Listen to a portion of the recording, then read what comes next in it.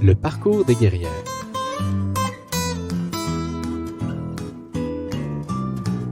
Salut les guerrières, salut les guerriers. Bienvenue à cet épisode du balado du parcours des guerrières. Le parcours des guerrières est un balado enregistré en direct où l'on prend, ensemble, le temps pour rencontrer une personnalité féminine d'inspiration, d'exception. Aujourd'hui, connue sous le pseudonyme de Lynn Bou, ma guerrière a été chroniqueuse à la défunte émission Monsieur Net avec Denis Talbot. Elle est depuis animatrice sur sa propre chaîne Twitch. À ce propos, durant l'épisode, vous entendrez le nom de la chaîne La Tanière TV, mais depuis, elle a déplacé ses activités sur la chaîne Lynn Bou TV. C'est avec un grand plaisir que je rencontre Lynn Boutillette.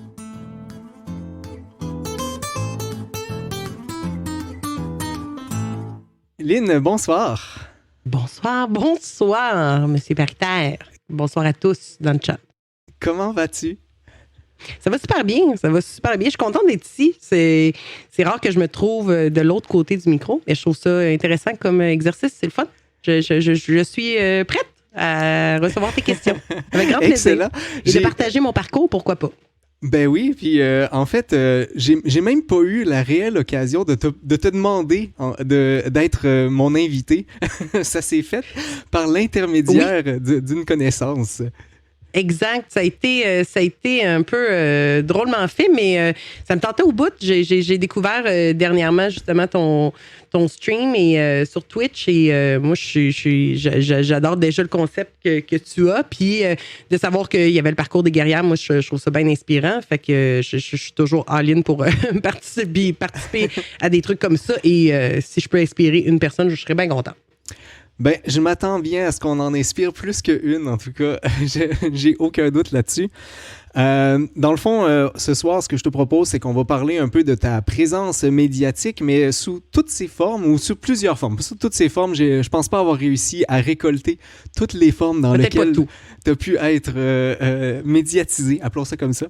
On va également parler de choses un peu plus, appelons ça mondaines, tout le tour qui a amené à qui est Lynn Boutillette. Donc, ça te va?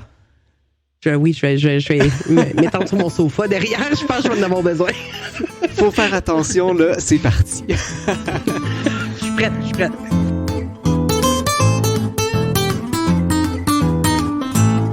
Commençons par aujourd'hui. Tu es cofondatrice de La Tanière. Est-ce que tu peux nous expliquer ce que tu fais? Parce que je suis allé quelques fois et ça m'apparaissait relativement hétéroclite comme streaming. C'est extrêmement hétéroclite. En fait, La Tanière, c'est un projet qui a commencé il y a 4 ans. Le projet derrière, c'était deux amis, en fait, que au départ, c'était moi et Philippe, qui était même pas mon conjoint, qui s'est joint après au projet, en fait. On a parti pas mal les trois en même temps, mais un peu notre idée, c'était de créer une espèce d'environnement, un peu comme dans le sous-sol de chez tes parents, quand on se retrouvait en gang, puis on gamait, puis on s'amusait, puis qu'on faisait les fous comme on voulait, puis qu'il n'y avait pas de jugement. Puis, bon, tu sais, moi puis Kiwi, moi, j'ai 37 ans, Kiwi, il en a 43, tu sais, j'ai 2 enfants, je suis une maman, je veux dire, on est complètement dans une autre génération que ce qui se fait sur Twitch. Donc, on a voulu un peu adapter le contenu à notre génération un peu, mais en restant fou, en restant nous, puis en partageant le plus qu'on fait. Puis moi, c'est sûr, avec le background que j'avais, moi, je vais me concentrer beaucoup plus dans le niveau des jeux puis de la découverte du jeu. Je suis une gameuse passionnée depuis toujours. Mais je suis aussi une amoureuse des petites compagnies indépendantes qui font des bijoux de jeu que j'aime découvrir, que j'aime encourager aussi parce que, tu sais, derrière ces petites compagnies se cachent des mines d'or de jeu et des bijoux qui valent la peine d'être découverts. Fait que, donc, moi, j'ai créé, dans mes week-ends, je fais ce que j'appelle les matinées découvertes, qui sont des découvertes de jeux, souvent des petits jeux pas chers, que l'objectif, c'est pas d'aller dans les gros AAA, des gros jeux de studio qui ont tout le push marketing puis le push de communication derrière, souvent des grosses équipes. Les petites équipes indépendantes, ils ont 2-3 membres dans leurs équipes, puis ils font ce qu'ils peuvent. Donc, si je peux leur donner un peu de visibilité, ça me fait toujours plaisir. Puis, j'ai été beaucoup engagée là-dedans aussi pour les compagnies indépendantes. Là, je parle trop. Tu vois, je t'ai dit, tu me poses une question, je peux faire le reste du show. C'est ça, c'est dangereux, là. C'est dangereux. J'aime ça comme Céline. Ne Okay, t'en empêche pas. D'ailleurs, là, on a ouvert plusieurs portes là, sur lesquelles je voulais d'ailleurs aller. Oui, bien sûr, j'imagine. Je vais entrer dans une de celles-là. Je t'ai entendu en entrevue où tu parlais de Monsieur Net. On va y revenir tout à l'heure, là, mais où tu parlais de Monsieur Talbot comme étant un peu ton mentor qui t'a appris ou qui t'a forcé plutôt à être très, très strict. Et puis, même, et tu mentionnais que même avec les compagnies indépendantes, même si on sent que tu as un amour, t'es quand même pas complaisante envers eux. Ah non, pas du tout. Pas du tout. Ben, tu sais, moi, Denis, tu sais, si je reviens à Denis en premier, c'est sûr que Denis, moi, je l'appelle mon Yoda. Tu sais, il m'a donné ma chance parce que, tu sais, dans mon background personnel, tu sais, on en reparlera aussi, mais tu sais, j'ai aucunement d'études dans tout ce que j'ai fait dans mon parcours. Tu sais, je veux dire, j'ai forgé mon chemin, moi, à grands coups de pelle, puis c'est ce que j'ai fait. Puis Denis, moi, ça a été, il m'a donné ma chance à 100%. Tu sais, j'ai jamais étudié en communication, j'ai jamais, je veux dire, j'ai été passer l'audition un peu naïvement en me disant, il cherchait des filles collaboratrices. Moi, je suis gamer, je me dis, bah, je vais aller voir. Puis bon, puis moi, ça donnait aussi que mon intérêt principal au départ, c'était les jeux de sport. Donc, ce qui était assez différent, mettons, ben, qu'il n'y en avait pas beaucoup, puis souvent les critiques, c'était des gars qui faisaient les critiques de sport, puis Denis est assez fonceur et il aime déranger, choquer, ben pas choquer, mais tu sais, juste piquer un peu, puis bon, ben tu sais, il savait qu'en mettant une fille, puis que ma première critique, c'était un jeu de hockey, il savait que ça allait faire réagir, puis ça a bien fait les choses, puis au final, j'ai été là pendant plusieurs années avec Denis, puis j'apprends encore. Puis j'ai appris mon métier aussi parce que quelque chose que Denis m'a appris aussi, justement avec les critiques de jeu puis avec les découvertes, c'est donner une chance au jeu, bien sûr. Puis mais je veux dire, un bon jeu, c'est un bon jeu. Le mauvais jeu, c'est un mauvais jeu. Je ne suis... on n'a jamais été du côté... vendu, du sens que c'est pas parce qu'on m'offre un jeu que je vais nécessairement en donner une bonne critique. Mon objectif est pas là. Mon objectif est d'être honnête, être vrai, donner mon opinion à moi. Puis après ça, si tu sais, je veux dire, s'il y a des gens que j'ai fait acheter beaucoup de jeux dans ma vie à des gens qui m'en veulent beaucoup, de leur portefeuille crie famine. Mais j'ai fait acheter beaucoup de jeux, mais il y a des gens qui me suivent depuis 4 ans que, je veux dire, leur opinion, ils ont appris à me connaître, à connaître mes goûts. Et ceux qui sont enlignés vers ce que j'aime, ben à chaque fois que je dis c'est bon, ils l'achètent. Il y a comme un incontournable. Mais je pense que ça vient aussi avec l'authenticité puis de dire la vérité. Lorsqu'un jeu est bon, il est bon. Quand le jeu n'est pas bon, il n'est pas bon, puis on passe à autre chose et c'est tout. Je crois pas, moi, à ça, justement, que ce soit des sites web ou des sites web ou des même des podcasts ou des gens qui reçoivent des compagnies puis que tous les jeux sont bons et formidables. Tout est merveilleux. À un moment donné, c'est faux. Oui, exact. Ben là, tu sens la commandite derrière, puis je viens de cette école-là que tu pourrais me donner tout ce qui... Tu sais, je veux dire, puis ça vient de l'école de Denis. Denis, il a dit, plus tu vas être vrai dans ta vie, puis plus tu vas dire exactement ce que tu en penses, plus les gens vont te croire, puis ils vont te suivre. Puis ceux qui t'aiment te suivent, tu sais, c'est tout. Les autres, on les laisse derrière, puis c'est tout. Mais je veux dire, j'ai bâti ma communauté un peu autour de ça, justement. Mais ça m'apparaît quand même plus facile de dire à quelqu'un qui a peut-être bien les choses que de dire, et surtout devant beaucoup de monde, ben c'est pas bon ce que tu as fait. Ça demande un certain courage. Ben, je me rappelle une des pires critiques que j'avais fait, j'ai donné un 2 sur 10 à un jeu que je nommerai pas. On les salue. Mais écoute, c'est ce que ça valait, je veux dire. Puis je me sentais super mal parce que c'était une petite compagnie indépendante québécoise qui avait sorti ça. Les gars, mais je veux dire, tu sais, à un moment donné, quand tu envoies ton jeu qui est rempli de bugs, que tu l'envoies parce qu'ils arrivaient au bout de leur effort budgétaire, puis au bout de leur temps, puis bon, ils sont comme, garde, c'est ça qu'on a été capable de livrer. Ils l'envoient là en espérant qu'ils vont donner espoir de pouvoir continuer à travailler, développer, peut-être améliorer leur jeu dans le futur. Mais c'est dur quand t'as pas l'équipe de com derrière. Tu sais, c'est tellement... Fait que ça brisait le cœur de le faire, mais si j'avais donné plus...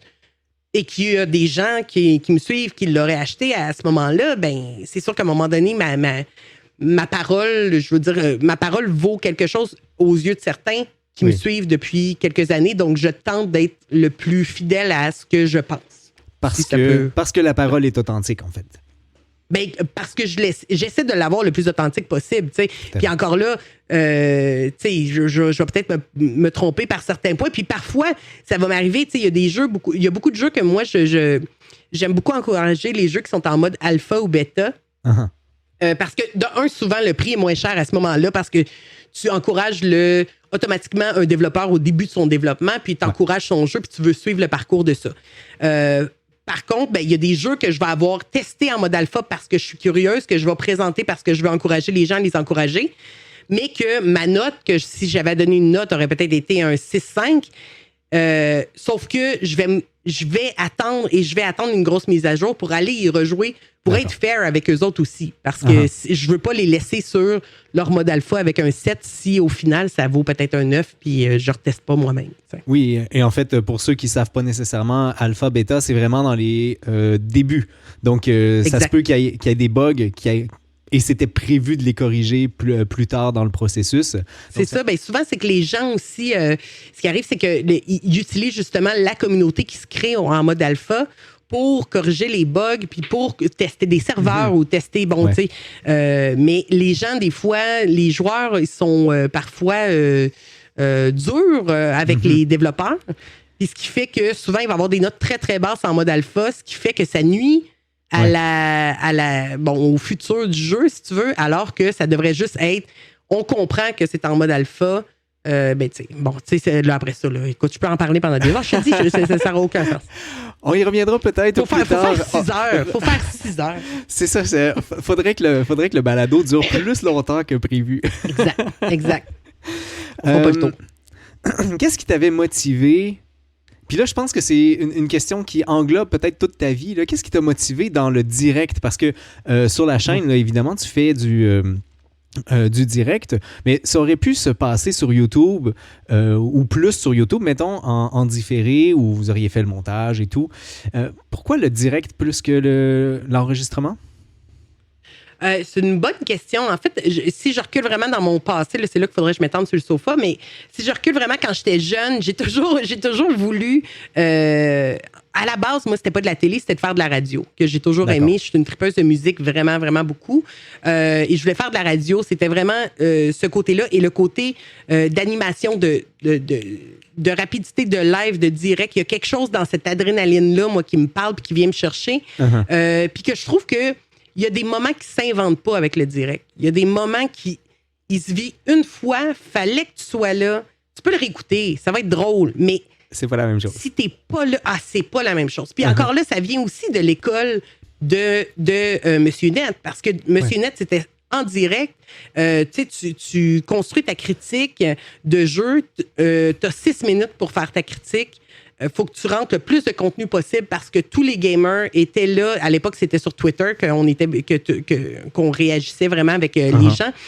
Donc, on était sur Twitter. Les gens posent des questions sur Twitter. Les autres collaborateurs te posent des questions, puis tu as un 6 minutes. Tu sais, il y a une adrénaline de 100 mètres hallucinant. Là. Et moi, je dis toujours que le direct, étant aucunement formé pour le faire, le direct, je te dirais que tu peux le faire ou tu peux pas le faire. Tu sais. Il y a quelque chose qui ne s'invente pas du stress. Il y a une gestion de ce stress-là. C'est comme sauter en bas d'un avion en parachute. Tu es capable de le faire ou tu n'es pas capable. C'est un peu ça. C'est se lancer dans le vide. Je me rappelle, il y avait une fille, à un moment donné, une nouvelle, qui s'était ajoutée à l'équipe et qu'elle a freezé complètement. Elle a gelé complètement une fois que l'écran est tombé sur... Évidemment, Denis étant aussi professionnel et, je veux dire, il est hallucinant. Denis, il a repris ça, il a repris le rebond, puis tout s'est passé, mais elle a bloqué puis elle n'est jamais revenue. Il y a des choses que... Puis pourtant, une fille qui a étudié en communication, mais communication... dans du montage, du pré-monté, du texte, moi, là-dedans, je trouve que je perds complètement mon efficacité, je suis plus naturelle, moi, ma spontanéité aussi. Il y a quelque chose de... Puis il y a quelque chose qui s'invente simplement pas, là, tu sais, il y a un feeling qui est irremplaçable du live, moi, c'est une adrénaline que j'ai besoin dans ma vie, là, depuis toujours. Tu mentionnais tout à l'heure que tu as 2 enfants, que tu vas vous streamer quasiment tous les jours. Je ne sais pas si c'est encore le cas, mais 7 jours sur 7. Est-ce qu'il y a une fatigue qui s'installe? Et là, je fais écho aussi à une entrevue que tu avais donnée avec Roadcase en 2020, si je ne m'abuse. Oui. Où tu avais simplement dit, à un moment donné, là, après Monsieur Net, tu avais dit que tu ne savais plus comment jouer à des jeux. Est-ce que tu as cette impression-là que trop en faire, ça va faire la même chose? C'est une excellente question parce que c'est quelque chose qui me travaille beaucoup puis qui me questionne beaucoup aussi avec l'intensité d'implication que ça demande une chaîne Twitch et tout. Puis tu sais, on s'entend. Bon, là, je suis mère et tout, donc là, on est dans. Tu sais, c'est sûr que. On gère ensemble notre horaire. Au départ, il faut dire que la tanière, comme je disais, au départ, on était 3. À un moment donné, on a rajouté 4e personne à l'époque pour essayer de remplir un 7 jours sur 7 full. On s'est retrouvé 2 et là, on remplit encore un 7 jours sur 7. C'est un peu de la folie. Je t'avoue que c'est un peu de la folie. Mais il y a quelque chose là-dedans que pour l'instant, tu sais, on peut se le permettre, on peut se permettre de faire ça. Je pense qu'il faut trouver sa propre balance. Puis moi, je trouve ma balance, en fait, en essayant de faire des streams qui sont plus courts. Moi, c'est moi. Puis là, je vais parler pour moi parce que, tu sais, Steve, Kiwi, c'est complètement différent parce que lui, il aime les streams qui sont longs. On a 2 visions complètement différentes. Mais moi, j'aime les streams qui sont courts, que le contenu il est efficace. Puis quand ça c'est beau. Quand j'ai l'impression que j'ai fait le tour du jeu ou le tour, je quitte. Moi, c'est comme ça que je vais le gérer. Je ferai pas des streams de 6 heures. Ça nous est arrivé. Moi, ce que je trouve en fait très demandant, c'est quand je vois des gens qui font des événements de 24 puis des 12 heures puis ainsi de suite. Ça, je trouve que c'est demandant sur le corps. Quand tu fais des plus petits streams, moi, je pense que tout est dans le contenu. À un moment donné, quand tu n'as plus de contenu, ça ne te sert à rien d'être là. De toute façon, tu vas perdre des gens.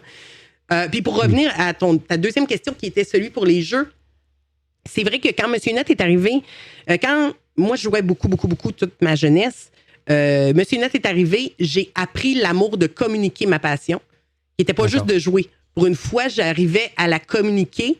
Et pour moi, jouer égalait automatiquement une critique. Donc, je passais mes soirées... Tu sais, moi, je jouais aux jeux vidéo avec un carnet de notes et je prenais mes notes au travers de ça pour qu'est-ce que j'allais faire. Là, quand Monsieur Net a arrêté, bon, ça a été acheté à l'époque par V. Donc, ce qui est arrivé, c'est que moi, je me suis retrouvée avec plein de jeux, avec un désir de jouer puis une volonté de jouer, mais plus nulle part où le communiquer. Fait que je me rappelle que j'étais assis dans le salon, je jouais, puis là, je parlais avec Kiwi, puis là, j'étais comme... Au niveau de la mécanique, c'est un petit peu lousse là-dessus. Ah, tu vois, j'aime pas le contrôle de ça. Puis là, il me disait, à qui tu parles? Il y a personne. À qui tu parles? Joue! À qui tu parles? Puis à un moment donné, j'ai complètement arrêté. J'ai délaissé le jeu vidéo pendant un bon bout de temps que je disais, je savais plus comment jouer. Jusqu'à temps que Twitch revienne, en fait. Que j'embarque dans l'univers de Twitch il y a 4 ans. Parce que, justement, j'ai compris que ce qui me manquait, c'était le goût de le partager. Donc, puis j'ai eu la chance de retrouver plein de gens qui me suivaient sur Monsieur Net, qui étaient déjà embarqués sur Twitch. Radio Talbot, qui roule encore depuis... Ils sont à 1600 épisodes. Là. J'ai recommencé à en faire avec Denis, d'ailleurs. Lui, il m'avait raidé. Fait que là, ça l'a amené plein de gens qui me connaissaient à l'époque de Monsieur Net. Et là, bon, évidemment, on a remonté comme ça. Et j'ai retrouvé justement mon amour pour le jeu. Mais je pense que c'est pas tant d'en faire trop, parce que je pense que quand tu es passionné par quelque chose, on peut tous devenir très intense et trop intense dans quelque chose qui nous passionne. Je pense que c'est de le doser, mais surtout, moi, c'était de trouver ce qui me manquait le plus, puis c'était de le communiquer. C'est pas la longueur du temps que je vais jouer. J'ai pas besoin de jouer 12 heures. Je vais jouer un 2 heures, admettons, un 2 heures, 2 heures et demie, 3 heures de stream. C'est efficace, c'est court, j'ai communiqué, j'ai joué. Après ça, j'ai plus besoin de ma journée, j'ai plus besoin de jouer à des jeux vidéo. Là. Je suis bien relax. Donc, tu as rempli ton rôle de communication. Exact. C'est vraiment ça. C'est vraiment le rôle de communication. J'ai l'impression que c'est ce besoin de communiquer là, même avant le jeu vidéo. Oui, Je sais pas si oui, ça oui, se tient, c'est ça. mais en tout cas, je m'analyse. J'ai mal à la tête. Les deux sont importants, mais il y a visiblement la partie communication qui a l'air d'être Qui est très fort. peut-être une Ouais. petite coche au-dessus, là. Oui, puis peut-être qu'en vieillissant, c'est plus ça, en fait. Je réalise. Tu sais, je pense que ça switch à un moment donné, que le besoin de communiquer puis de partager vient plus fort que le désir de vraiment, tu sais, terminer des jeux ou, tu sais, à un moment donné, les objectifs il y avait des gens, tu sais, qu'on appelait ça, on platinait des jeux que tu essayais d'avoir tous les défis. Puis j'étais embarqué là-dedans à l'époque, mais maintenant, tu sais, je peux pas, j'ai pas le temps de faire ça. Fait que Exact. plus c'est court, plus c'est efficace, mieux c'est.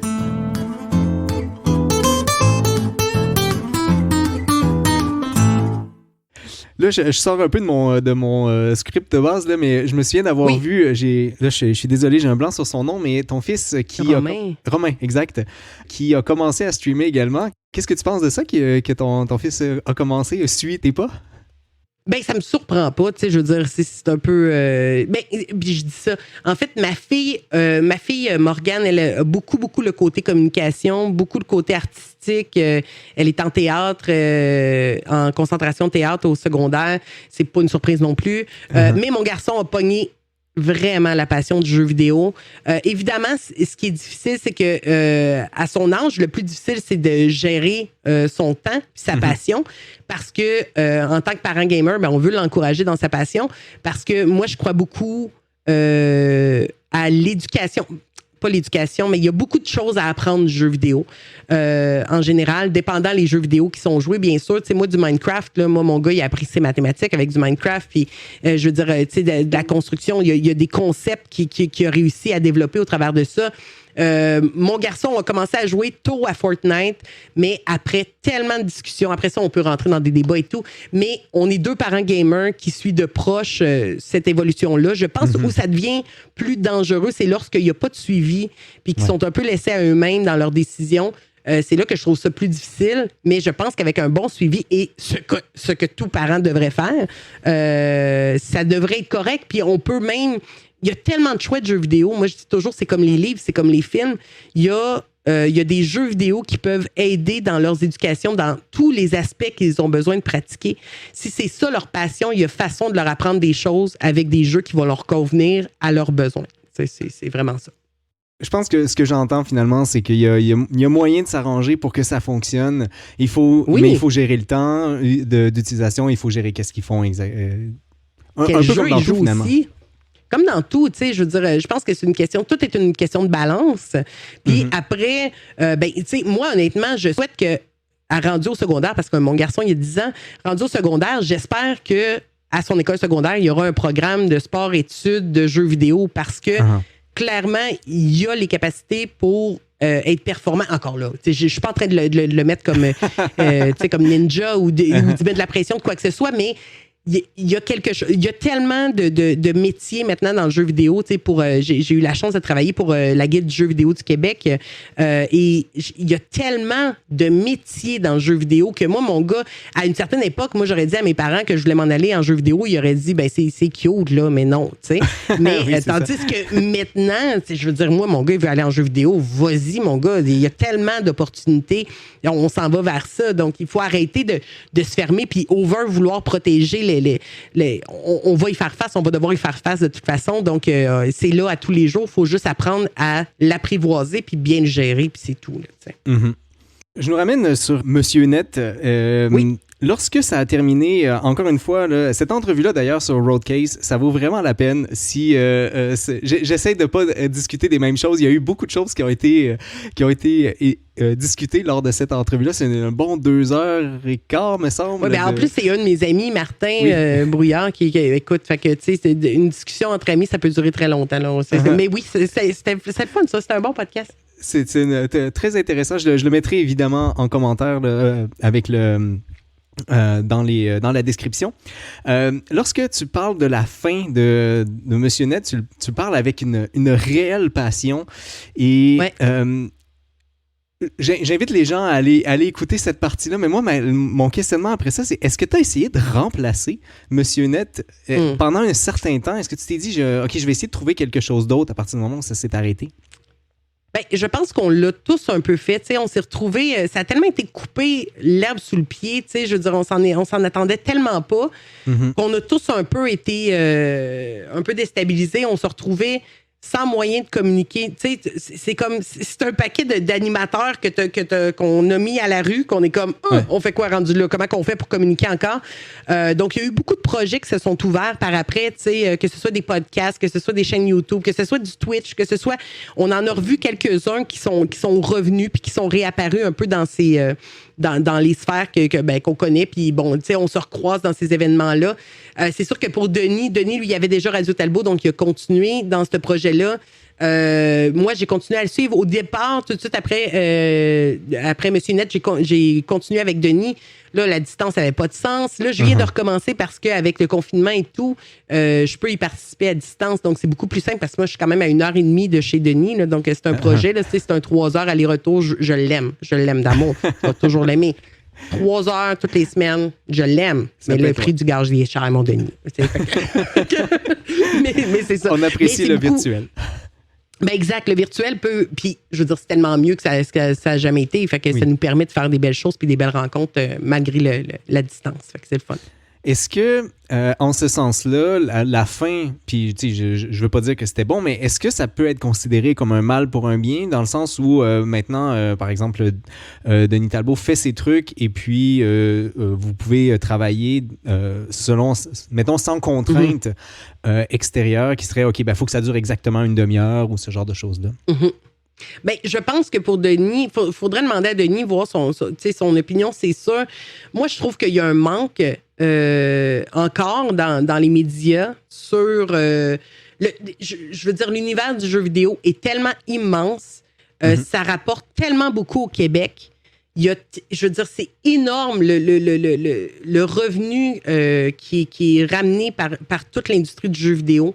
Il y a tellement d'employés puis de gens brillants à découvrir que je trouve encore qu'il y a un manque au niveau de la télé. Ben, la télé, peu importe la forme que ce sera, mais une émission où que ça parle pas juste justement aux geeks, parce que je trouve que ce qui arrive avec Twitch, que j'aime beaucoup, c'est que ça parle à un certain public, mais il faut connaître la plateforme. Donc, ça nous pousse puis tu dois le ressentir toi aussi, Parita, parce que, tu sais, je veux dire, il faut que je le vois des fois, même dans tes posts, il faut que tu expliques qu'est-ce que c'est Twitch pour ensuite dire, et là, si t'aimes ça, ben, là, inscris-toi, là, fais ci, là, fais... Il y a beaucoup d'étapes qu'on n'est pas encore arrivé, qu'on est très en retard sur admettons, les États-Unis, même la France. Ça s'en vient, on y arrive, mais tu sais, les gens ne comprennent pas encore. Ouais. Comme on parle à qui? Tu me parles, on se parle, tu fais quoi? C'est quoi le point d'exclamation saut? Tu sais, il y a beaucoup de choses c'est un univers, tu sais, tu rentres, c'est un peu insécurisant. Fait que c'est sûr qu'il y a le côté peut-être d'aller chercher le monsieur, madame, tout le monde, que je pense que... Puis bon, c'est un peu... C'était pas fin, ça, mais tu comprends ce que je veux dire? Oui, tout à fait. Qu'on parle, je veux dire, même à mes parents, même à mes oncles, mes tantes, des cousins, cousines, je pense que même si le sujet n'est pas nécessairement quelque chose qui te passionne, je pense qu'il y a des messages à porter avec le jeu vidéo, puis je pense que il y a plein de choses à découvrir, puis il y a des jeux qui sont maintenant adaptés pour toutes les situations qui devraient être découvertes, puis qu'il y a plein de gens qui sont même pas au courant. J'ai fait découvrir plein de choses à plein de gens dans mon entourage qui sont zéro gamer, et je trouve qu'il nous manque cette plateforme-là pour rejoindre les gens qui ont moins de connaissances, mais que ça pourrait leur apporter beaucoup. Ça, je trouve, c'est ce qui manque au Québec actuellement. Tout à fait. Je reviens sur la question maintenant. C'est maintenant le temps de Mandarine. Yes. Je vais prendre sa question comme elle l'a mentionné, puis ensuite j'irai sur les miennes. J'aimerais demander à Aline si elle s'est des fois questionnée au début de sa carrière ou en tout temps, en fait, par rapport à sa légitimité à critiquer les jeux. A-t-elle eu des fois le syndrome de l'imposteur?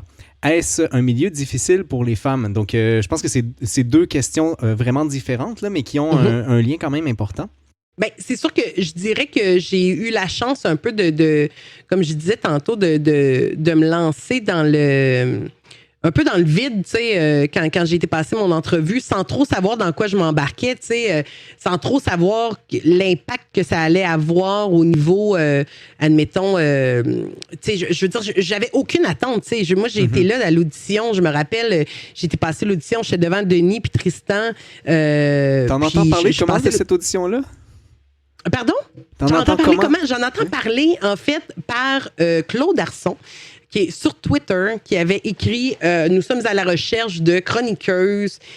Moi, je me rappelle de voir le post, puis de faire... C'est moi, ça. Je dis à Kiwi, je vais leur écrire. Fait que j'ai comme écrit, j'ai dit, bon, tu sais, whatever. Ils m'ont donné un rendez-vous, je me suis rendue là. Puis là, ça, c'est une anecdote que j'aime beaucoup. Quand j'ai passé mon audition, moi, aucune attente parce que je me disais, tu sais, je veux dire, j'étais à côté de filles qui avaient fait des études, puis que, tu sais, je veux dire, qui étudiaient en communication, puis moi, j'arrivais là avec mon deck de coloriste dans un salon de coiffure, tu sais, je veux dire, moi, j'y allais, je me disais, je l'aurais pas, puis c'est tout, tu sais. Puis je me suis mis à jaser, puis là, ça, c'est un running gag qu'on a encore, moi, puis Denis, une anecdote savoureuse, je me rappelle, enfin, je suis devenue très à l'aise rapidement avec Denis, comme je peux l'être avec, en général, mais tu sais, je me suis installée, tu sais, on s'est mis à jaser, j'ai exprimé, tu sais, bon, mon amour des jeux, puis bon, le niveau compétitif que je suis, puis pourquoi je me verrais dans Monsieur Net, et ainsi de suite. Et à la fin, je me rappellerai toujours qu'il y avait eu la phrase qui m'avait dit est-ce que tu as un dernier mot avant de partir, tu sais, parce qu'il y avait une caméra qui me filmait. Puis as-tu un petit dernier mot à dire avant de partir? Puis j'ai dit carotte. Fait que, puis là, il a ri, j'ai ri. Là, il y a eu comme un moment de silence, de genre, OK, ben merci. Puis là, je me rappelle, il y a les grandes marches de Musique Plus, tu sais, qui descendent, qui sont les classiques marches de Musique Plus. Et je me rappelle de descendre ces marches-là et tout le long, chaque marche, me dire, j'ai dit carotte. Comme, tu sais, pas dire, j'espère que vous allez me rappeler, j'aimerais vraiment ça participer. Non. Carotte, tu sais, comme je m'en allais jusqu'à mon char, puis moi j'habite à 45 minutes de Montréal, donc 45 minutes de route de j'ai dit carotte. Et au final, il m'a rappelé, donc puis en fait, c'était très chiant, ça a été en fait, il a testé mon live à la deuxième entrevue. Parce que je me rappelle, il m'avait dit, en fait, c'était Claude Arson qui m'avait appelé un mercredi soir. Il m'a dit, est-ce que tu es disponible demain pour une deuxième entrevue? J'ai fait, oui, je vais me libérer, je serai là. Fait qu'il a dit, parfait, alors je vais te demander de préparer une critique de jeu, une chronique sur la technologie, puis une nouvelle d'actualité. Okay. Là, il est genre 5 heures le soir. C'est demain à genre midi. Là, moi, je suis comme, pas de problème. OK, bye, clic. Là, je suis là. Tu sais, là, je pars, là, j'essaie de faire une critique. Qu'est-ce que j'ai joué dernièrement? De quoi je peux parler? Nanana. Et je me rappelle de me rendre là, moi, hyper préparée, là, tu sais, comme je suis dans mon char 45 minutes d'auto, là, que je répète mes affaires, puis tout. Et je me souviens qu'il m'avait amené à l'extérieur ou qu'il faisait leur tournage un peu extérieur de justement Musique Plus et qui m'avait fait en 3 minutes les 3 sujets. Oh. Fait qu'il m'a fait OK, Lynn, nanana, OK, tu avais un jeu à me parler? OK, puis tac. Fait que là, moi, il fallait que j'enchaîne. Puis là, quand il a fini, il a dit OK, c'est beau, bon, ben, tu sais, on te rappelle si tu l'as. OK, bye. Je me suis retrouvée 3 minutes plus tard dans mon char, essoufflée, cardio dans le tapis. Je suis comme, je reviens pas. Qu'est-ce qui s'est passé? J'ai été rappelée, puis finalement, j'ai été capable de bouncer, tu sais, assez rapidement, faut croire pour eux. Puis à partir de là, j'ai été. Fait que, est-ce que j'ai le syndrome d'imposteur? Non, parce que je pense que que j'ai buildé mon opinion, puis je pense que j'ai pas le syndrome d'imposteur parce que je pense que je suis honnête dans ce que je donne comme opinion. Je me prends pas pour une autre. Je me prends pas pour plus grande que qui je suis. Je veux dire, je suis Lynn Bou. J'ai mon expérience que j'ai buildée avec le temps. Je suis comme tout le monde, mais avec de l'expérience et la chance d'avoir pu le communiquer. Donc, j'ai pas ce syndrome d'imposteur-là. Pour la deuxième question, j'imagine qu'on y va. Je t'interromps 2 secondes parce que je rentre à cet endroit-là parce qu'il y a déjà des choses que tu as mentionnées là-dessus. Rentre, bien sûr. J'ai rentré là. Je retourne dans le temps sur deux citations que tu as faites. Donc, la première où tu as été la geek du mois sur Magazine Cool et la seconde sur... Urbania, où tu as fait un cri du cœur. Donc, je vous lis les deux. As-tu droit à des commentaires désobligeants? Donc, c'était la question de l'intervieweur. J'ai droit à mon lot de commentaires épouvantables et je travaille d'arrache-pied à tenter de trouver des solutions efficaces pour aider les gamers qui en sont victimes. Donc, ça, c'était sur le magazine Cool. Et le second, dans le cri du cœur, quand je regarde derrière et que je vois le chemin parcouru des femmes dans l'industrie, je vois les tempêtes traversées et surtout, je vois maintenant le point d'ancrage que nous avons bien enfoncé dans la terre. J'ai vu trop de femmes lâcher parce qu'elles n'en pouvaient plus des commentaires du genre. Trop d'entre nous sont blessés et choqués tous les jours, tous les soirs de diffusion parce qu'on se fait bombarder d'insultes injustifiées, de commentaires désobligeants qui chamboulent et déstabilisent totalement notre diffusion en direct. Les femmes dans le jeu vidéo, on est là pour y rester. Tenons-nous le dos bien droit et défonçons ensemble cette douloureuse barrière pour s'assurer que nos chaînes et toutes les autres à venir deviennent aussi libres et respectées que nous le désirons. Donc, c'est beau ça, j'ai failli pleurer. C'est magnifique, c'est pour ça que je voulais le rapporter. C'est difficile pour les femmes encore aujourd'hui? Malheureusement, oui. C'est difficile pour les femmes aujourd'hui parce que, en fait, je pense qu'il y a eu beaucoup trop de non-dits puis de silence des femmes et d'acceptation de comportements pour pas choquer. On dit souvent, moi, les choses que j'ai entendues qui me fâchent le plus, c'est souvent j'entends des gens, quand il y a des groupes sur Facebook où les streamers se rassemblent beaucoup pour discuter et se poser des questions et se supporter au travers de ça, ce qui est très bien. Mais par contre, je trouve que souvent, lorsque les gens parlent des trolls ou des gens qui viennent dire des commentaires désobligeants, souvent les gens vont dire encourage-les pas, mentionne-le pas, bannis-le et c'est tout. C'est vrai, je suis d'accord avec ça. Ça sert à rien d'encourager quelqu'un qui est dans l'agressivité, la violence ou quoi que ce soit, mais je pense que c'est une occasion d'éduquer, par exemple. La personne qui fait le geste, évidemment, souvent, c'est des gens qui sont inconscients ou en tout cas, ils savent... en fait... whatever, je veux dire, j'ai même pas d'opinion, je veux même pas passer de temps sur eux, mais parfois, de ces gens-là, OK, sortez-les, il faut les sortir de nos chaînes lorsqu'un commentaire comme ça arrive. Par contre, je pense qu'il faut en prendre un petit temps pour revenir avec la communauté qu'on s'est créée de ce qu'on n'acceptera pas et ce qu'on va toujours punir puis qu'on n'acceptera pas pour nous et pour les autres. Puis je pense que ça, c'est aussi un travail. Moi, je dis toujours que le streamer, ce qu'il accepte, la communauté va l'accepter aussi. Donc, tu es le reflet de ta communauté. Donc, si tu ne dis rien, si tu ne bannis pas, c'est sûr que, tu vas avoir le retour du pendule et tu vas perdre le contrôle. Et parfois, souvent, c'est le commentaire que les filles s'encouragent entre eux en se disant « Fais juste bannir, parle-en pas, puis continue ton chemin. » Oui, sauf que si tu le communiques pas de dire ce qui vient de se passer actuellement, puis le commentaire qu'il y a eu dans mon chat, je n'accepterai pas ça. Je n'aurai pas de commentaire. On s'en fout. L'autre d'autre, il est parti, on l'a sacré dehors. Lui, effectivement, on s'en fout. Il ne sait pas que tu lui donnes du temps, en fait. On le sait pas, puis il est parti ailleurs écœurer quelqu'un d'autre. Par contre, moi, je pense que le travail, c'est de parler à la communauté qui est là.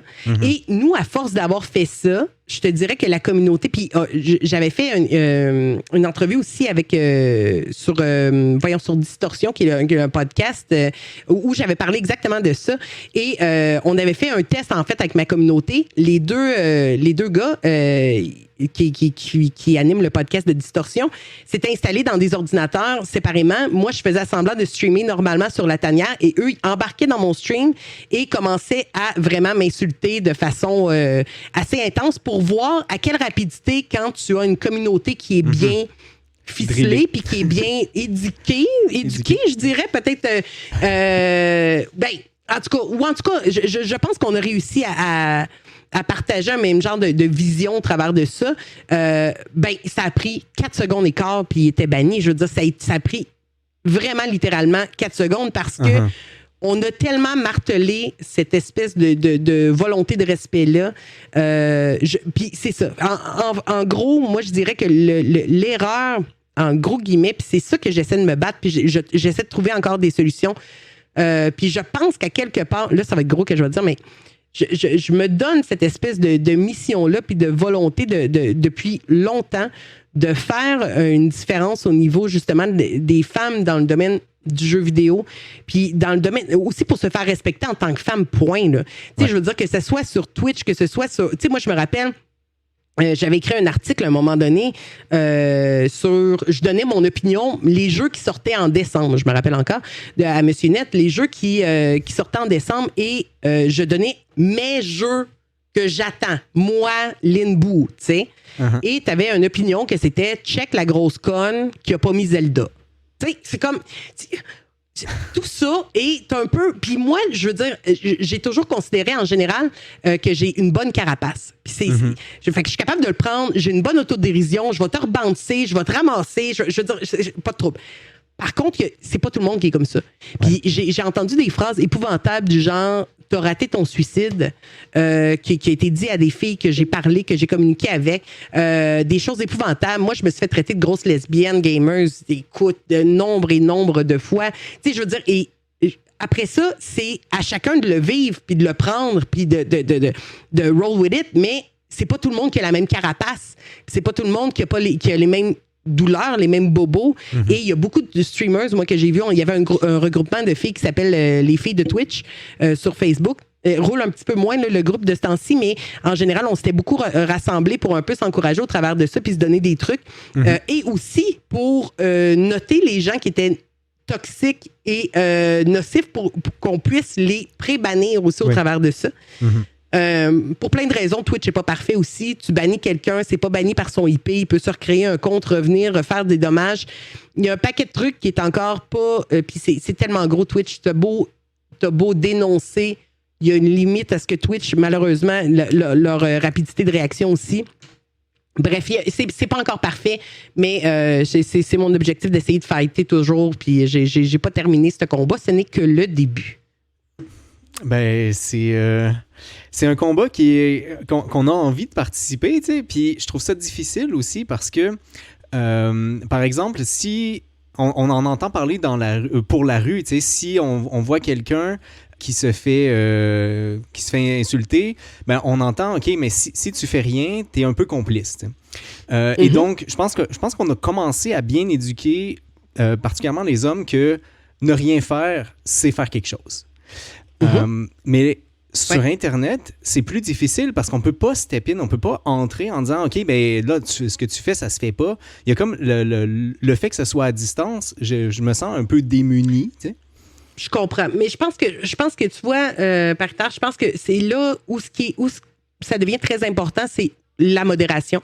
Puis c'est tes modérateurs, tu sais, sur Twitch, puis là, je parle en général, tu sais, c'est ton entourage, tu sais, je veux dire, c'est comme n'importe quoi, c'est ton entourage, c'est les gens à qui tu peux communiquer qu'est-ce que tu veux passer comme message, qu'est-ce que tu ne veux pas qu'il passe comme message. Mm-hmm. Et parfois, c'est sûr que quand il arrive des événements où que je me fais ramasser dans le chat parce que ça arrive, j'ai même pas le temps de le lire parfois que le message est parti, tu sais. Uh-huh. Puis j'irai pas revoir pour voir c'était quoi le message de méchanceté. Je sais que ça servait à rien et j'ai tellement confiance à mes modérateurs que je sais que s'ils l'ont banni, ça passe pas. Et s'ils ont banni quelqu'un, jamais je vais questionner pourquoi ça a été fait. Je les truste à 100%. Et c'est ça, à un moment donné, c'est de savoir s'entourer lorsqu'on part une chaîne ou quoi que ce soit, d'avoir un ami qui est juste stand-by s'il arrive quoi que ce soit. Des fois, c'est sûr, en commençant, t'en as pas besoin de 12 là, modérateurs. T'en as un, t'en as deux qui peut être là de temps en temps. Cool. C'est d'apprendre à te protéger. En fait, c'est d'apprendre à te faire des gardes de sécurité qui seront te protéger parce que la personne qui est visée par tous les commentaires qui vont arriver sur le chat, c'est toi. Puis ton niveau de sensibilité puis ton niveau d'acceptation est différent pour chacun. Donc, tu peux pas... Tu as une journée que ça va bien aller, une autre journée que tu vas avoir un commentaire, ça va te ramasser au bout. Fait que ta protection, ben, c'est l'équipe que tu te fais autour, puis c'est tes modérateurs qui vont réussir à faire un travail... Ben, mieux tu les éduques, en guillemets, sur tes volontés puis tes désirs, puis où ta chaîne s'en va. Plus c'est clair, plus c'est facile pour eux. Puis ce que j'entends, c'est aussi que quelqu'un qui veut être un allié là-dedans, ben, qui se propose à être modérateur finalement. Ben, bien sûr. C'est sûr que ça prend. Souvent, il y a des gens qui vont vouloir l'être pour avoir le pouvoir des modérations, qui n'est pas grand-chose, on s'entend. Ben, tu sais, comme de bannir, on s'entend, mais fait que ça prend quand même. Il faut que tu apprennes à connaître les gens parce que tu leur donnes quand même une responsabilité tu leur donnes la clé officiellement parce que d'un sens, tu sais, ils peuvent faire rentrer ou sortir des gens. Ben, rentrer, non, c'est un peu bizarre, mais sortir, en tout cas, les gens.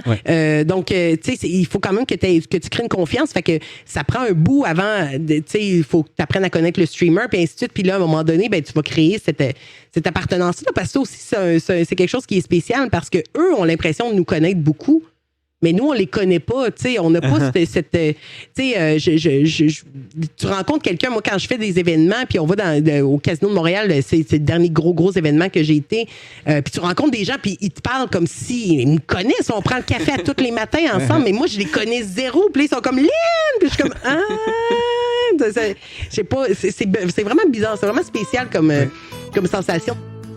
C'est une partie intéressante du streaming. Oui, exact.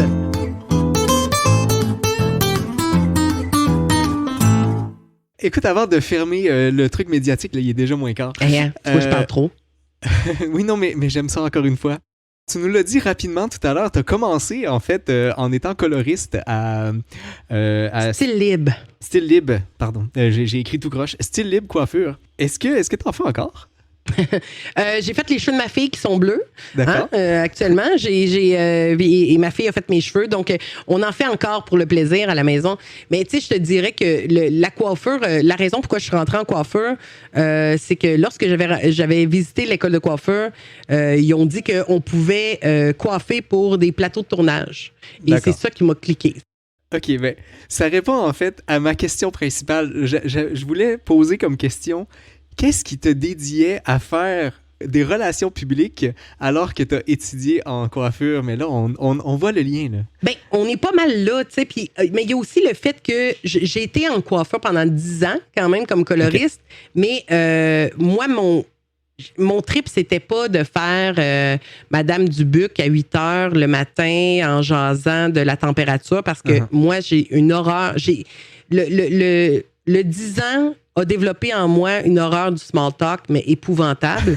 Donc, c'était pas ce que j'appréciais le plus dans ma carrière, mais j'ai fait des compétitions, par contre, de couleurs comme coloriste. J'ai été championne canadienne de coloriste en je sais pas quelle année.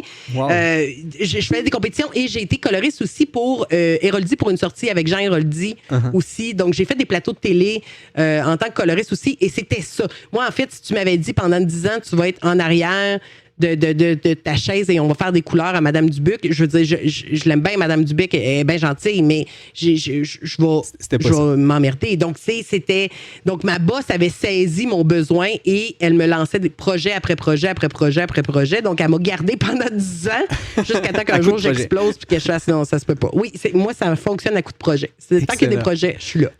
Bon, mais je comprends mieux maintenant. Ça rallie, en fait, les deux mondes. Ben, puis tu sais, au final, là, j'ai quand même développé mon sens de la communication comme ça aussi, tu sais. La coiffure, tu parles tout le long. Je veux dire, puis moi, j'étais souvent celle qui autour faisait rire, puis tu sais, comme je racontais mes histoires au final, puis ça m'a aidé à développer mon sens de la communication aussi au travers de ça avec les gens, tu sais. Puis j'ai rencontré tellement de monde. Moi, tu sais, je trouve qu'une des plus belles questions à poser, c'est qu'est-ce que tu fais dans la vie, tu sais, parce que, je veux dire, après ça, on peut partir tellement longtemps, fait que il y a cette espèce de beauté-là de découvrir l'humain derrière que j'ai encore ce désir-là en moi. Mais c'est très beau. Tu mentionnais... C'est magnifique. Tu as mentionné que tu as été championne, mais en fait, tu as été championne de plein d'affaires. J'ai eu des insights sur notamment championne canadienne de danse latine. Ça, je l'ai vu nulle part. Non, tu trouveras pas ça non plus. J'ai fait, en fait, jusqu'à mes 17 ans, j'ai fait du ballroom dancing. D'accord. J'ai fait ça avec le même partenaire de danse pendant 17 ans. J'étais 100% dans le latin, le moderne, moi, puis danser de la valse. My God, que c'est plate. Donc, j'ai fait des compétitions. J'ai pas fait les 10 danses, mais je faisais, je faisais des cours de danse. On faisait des cours de danse à peu près 3 ou 4 fois par semaine. À l'époque, je faisais que ça. Tu sais, moi, j'étais un peu intense dans la vie. dans tout ce que je fais. Donc, si je suis passionnée, je suis comme très passionnée. Donc, puis encore là, c'était pas la danse comme telle qui me passionnait, c'était de savoir que j'allais faire une compétition. Fait que, tu sais, c'est ça. C'est toujours dans l'esprit de compétitif. Puis, c'est pas compétitif contre les autres. C'est vraiment... Je suis zéro mauvaise perdante dans la vie. Bon, je suis un peu mauvaise gagnante, parce que je suis un peu baveuse, mais je suis zéro mauvaise perdante. C'est vraiment plus avec moi-même, tu sais, comme tel. Mais si je gagne, ben, c'est sûr que je vais te le dire. C'est ça. Ouais, fait que j'ai fait ça pendant longtemps. Et semblerait que tu danses le swing, fait que je t'ai invité à danser tantôt. On fera ça. Ben, je danse plus que le swing. Je danse swing. Plus que swing? Swing, tango, blues, et j'ai fait cha-cha, rumba, salsa dans ma jeunesse. Ben là, on n'aura pas le choix de se faire un cha-cha. Un jour, promis. Mais ça, je m'en souviens plus, malheureusement. J'ai commencé à 3 ans. Jusqu'à 12 ans. Ah oui, quand même! Ouais. Wow! Moi, j'ai fait ça. Tu vois, j'avais commencé, j'avais 5 ou 6 ans. J'ai eu mon partenaire à 8 ans. Ça a été le même jusqu'à temps que j'arrête. Qu'on était quasiment, tu sais, ça faisait très frères et sœurs. Mais ça a été beaucoup d'années, beaucoup d'investissement de temps. À un moment donné, je me suis blessée et j'ai viré vers la musique. Donc là, je suis... évidemment, mon père voulait que je joue de la guitare parce que c'est bien pratique quand tu mets des écouteurs dans évidemment, moi, je voulais jouer du drum. Fait que j'ai tapé sur la tête de mes parents pendant quelques années avec leur patience, ma foi, incroyable. Mais c'est ça. Fait que ça a été ça. Fait que la danse a comme pris le bord. Je suis tombée dans la musique beaucoup trop intensément encore, comme tu peux voir tous les instruments qu'il y a derrière. Donc, c'est ça. C'est l'histoire de ma vie. L'intensité pure. Tu as été DJ également. Mais, oui, DJ, bien sûr. Je prends la balle au bon sur une chanson que je nous envoie un petit extrait. Je pars à l'autre bout du monde, sentir le vent et les marées.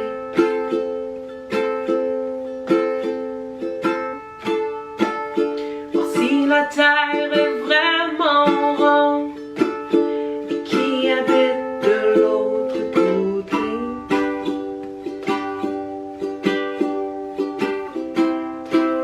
Je pars à l'autre bout du monde, toute seule à bord de mon voilier.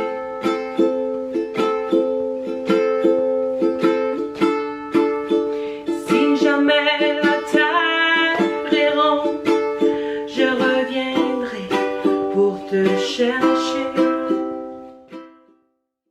T'as vraiment une belle voix. J'avoue que je m'attendais pas à grand-chose quand je suis tombé là-dessus. Je savais pas, en fait, que tu chantais. Que je chantais. Et puis, ça m'a complètement charmé. Tu fais partie du groupe L. Gentil. Oui, écoute, c'est un groupe en fait, il y a ma sœur, que c'est pas celle qui est assise à côté, c'est Kim. Donc, on est 3 et on a commencé ça. En fait, j'ai toujours chanté un peu depuis le secondaire. Puis moi et ma sœur, on avait commencé à faire les spectacles amateurs à l'époque. C'était dans le temps, bon, j'ai 37 ans, donc il y a eu une époque à un moment donné où il y avait eu des grèves de profs où ils voulaient plus faire des parascolaires. Et c'était à l'année, je me rappelle, ma soeur était en secondaire 5, c'était l'année 2000 exactement. Et ma soeur, elle avait dit, c'est pas vrai qu'à ma dernière année de secondaire, je ferai pas un spectacle, on fera pas un spectacle amateur. Donc moi et ma soeur, on s'est dit, on part le spectacle amateur. Donc, puis on a vraiment fait le tour, tu sais, je veux dire, on l'a fait, je sais pas combien de fois, on avait fait, ça s'appelait l'Underground Café. Et on faisait comme une rétrospective des années des 2000 années passées en musique. Donc, on avait fait ça à l'époque. Et à partir de là, on a continué à suivre. On a rencontré Kim un peu à la sortie du secondaire. Et on a commencé à chanter très, très tôt. On faisait partie de groupes ou de bands ou whatever. Et à un moment donné, on s'est retrouvés. Je me rappellerai toujours, c'était... on devait chanter avec un groupe de musique pour un party de Saint-Jean. Et c'était un party de 4 heures de musique québécoise qu'on s'était engagé comme des belles nounounes. Et parce que, tu sais, à un moment donné, 1 heure de tune québécoise, tu fais le tour, là. 4 heures Écoute, là, tu sais, comme quand Kim chante du Plume la Traverse, on avait fait le tour, je vais vous le dire. Là. Et en tout cas, j'ai des souvenirs. Elle enceinte en plus, en train de chanter des extraits de Plume qui, ma foi. Donc, c'était un beau moment. Et le band nous a lâchés à la dernière minute, mais vraiment à la dernière minute. Uh-huh. Donc, on s'est genre viré de bord en 4 secondes et quart. On a comme fait des medleys. Non, mais on a comme fait des medleys pour essayer de rapper 4 heures de québécois. C'est la pire erreur. Jamais accepté de faire 4 heures. Ça n'a aucun sens. On voulait mourir, je voulais ramper. Ça se peut pas. 4 heures de stream, c'est épouvantable. 4 heures de show debout à donner, c'est aucun sens. C'est vraiment pas une bonne idée. Non. Ça avait aucun sens. Mais ça l'a débuté, elle, en fait, parce que on s'est dit, on n'attendra plus après personne d'autre. On n'attendra plus après des gars. On n'attendra plus après un band. On va le faire nous-mêmes. Puis fuck it. Fait qu'on est partis, tous les trois. Kiwi jouait, était DJ, m'a montré être DJ pour qu'on puisse faire et des mariages et des... Bon, on a fait des shows corporatifs beaucoup. Uh-huh. On fait souvent des premières parties de groupes de musique aussi. Donc, tu sais, on a fait un paquet de trucs, mais on s'est dit, puis tu sais, ça fait partie un peu de mon parcours de guerrière à quelque part de faire, on n'attend plus après personne, on va le faire nous-mêmes parce que si on attend, ça se fera pas. Fait qu'à un moment donné, on le fait, on roule encore comme ça. Là, avec la pandémie, on s'entend qu'on est un peu plus au ralenti, mais on a des beaux projets qui s'en viennent encore. Puis, tu sais, ça restera toujours une passion de chanter pour nous. Puis, tu sais, je veux dire, quand tu fais ça je fais ça avec ma sœur puis ma meilleure amie, je veux dire, c'est un beau projet de fratrie. Hein? Très, très beau. Ouais, vraiment. Je suis content d'apprendre parce que à cause de la pandémie, j'étais pas certain si ça continuait ou si ça avait été arrêté finalement. Je suis content d'apprendre que vous avez des projets pour le futur également. Oui, tu sais, là, on était en train de remonter un show. En fait, juste avant que la pandémie arrive, on avait un show qui s'en venait comme 2 semaines après. Finalement, ça l'a arrêté, mais là, l'autre fois, on se disait, hey, on était pas loin d'avoir un show, on va réécouter que ça avait l'air, nos chouettes chansons, on se rappelle de rien. Fait que là, on a fait, OK! On écoutait parce que nous, on aime fonctionner par medley, fait qu'on prend, on aime trop la musique, fait que souvent, on va faire, tu sais, mettons une thématique, fait qu'on va faire les années 80, là, on choisit 3 tunes chaque, puis on mixe ça ensemble, puis ça nous fait notre medley, puis on est content, ça nous fait du changement. Mais là, écoute, les medleys qui s'enchaînaient, j'avais aucune idée, tu sais, des fois, on était comme, c'est quoi cette tune-là? J'ai fait, OK, non, on n'est pas prêt pour un show du tout. Donc là, on va se rasseoir, on va réfléchir, puis on va recommencer. Fait que c'est ça. Notre mémoire fonctionne plus après la pandémie. Excellent. Bon, ça veut dire que il faut regarder Elle. Je me souviens plus c'est quoi exactement l'adresse sur Facebook. Elle-Musique, en fait, sur Facebook. Elle-Musique collé. L-E-L-L-E-S. Musique. Donc, allez voir ça. On met des petits updates évidemment. Et des petits... Oui, puis des petits vidéos de temps en temps qu'on met comme ça. On est sur TikTok aussi, qu'on met bien des niaiseries. Ouais, j'ai regardé pas mal les TikTok. Ça peut être drôle. C'est pas nécessaire. C'est pas nécessaire non plus. Je sais pas pourquoi j'ai dit ça. Oubliez ça. Vous êtes quand même invité à le regarder. Il nous reste très, très peu de temps, Lynn. Je veux juste parce que je trouve ça très, très drôle, je veux juste montrer la photo. Ah, mon Dieu, mon cœur. Peux-tu nous donner leur nom? Bien sûr. Écoute, je vous présente Claude Legault, à gauche, qui est gauche, notre chat. Le chat. Oui, Claude Legault, le chat, et Guylaine Tremblay, la toute nouvelle addition à notre famille. Donc, c'est Claude Legault et Guylaine Tremblay. Malheureusement, Guylaine Tremblay, présentement, a une santé plus fragile. Donc, c'est à suivre qu'est-ce qui se passe avec elle. Mais très, très attachante, les yeux qui regardent de différentes directions. Mais tu sais, qui sommes-nous pour juger dans la direction qu'on doit regarder? Donc, c'est la filleule de Ayabouzane, exactement, qui a de la peine parce qu'elle va pas super bien, Guylaine Tremblay, malheureusement, mais on suit le séjour pour savoir qu'est-ce qui se passe avec la suite. Mais c'est ça, c'est un objectif. Au départ, c'était supposé être Guy Jodoin, mais on s'est retrouvé avec une Guylaine, mais tu sais, Guylaine, Guy. Ça va. Est-ce que c'est parce que t'aimes tellement ces personnes-là ou c'est juste parce que c'est très drôle? C'est parce que c'est très drôle. Simplement, j'ai toujours donné des noms d'humains à mes animaux, puis ça s'est adonné que... Oui, c'est ça. Guylaine Tremblay est à l'hôpital. C'est une grande primeur dans ces jours. Donc, on attend des nouvelles de Guylaine Tremblay. Mais aux dernières nouvelles, ça va. Elle s'en sort, mais on retrouve Colette à la météo. On espère qu'il fait beau. Oui, exact. Écoute, en guise de conclusion, je ne sais même pas si tu as l'occasion d'en parler ou si c'est encore trop secret, mais tu as fait un jeu de table et qui devrait sortir ou qui est sorti. J'en ai pas vu. Sorti encore. D'accord. N'est pas sorti encore. Ce sera mon premier jeu qui devrait sortir au courant de l'année. Jeu de party. Je peux pas trop en parler encore. Jeu de party, je repasserai, je t'enverrai ta copie. Tu le découvriras. Un jeu, si je veux spoiler, c'est un jeu sur la musique. C'est ma première passion de toujours et un jeu où on aura la chance de pouvoir partager un peu des découvertes musicales avec des gens autour de la table qui apportent des discussions, disons. Donc, des belles échanges d'humains que j'aime et que...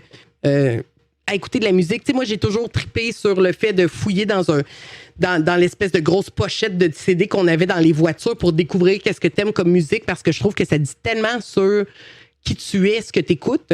Alors, j'ai comme créé un jeu basé sur un peu ce concept-là qui va être assez cool, jeu de party que je pense qu'il va être bien apprécié. En tout cas, on se croise les doigts. J'en ai 2 autres tous en production, mais ça, c'est mon intensité. Un jour, je vais me calmer. Des fois, je dors, je te le promets. Restez à l'affût si vous êtes intéressé par le jeu de Lynn Boutillette, alias Lynn Bou. Merci beaucoup. Ça a été un grand plaisir.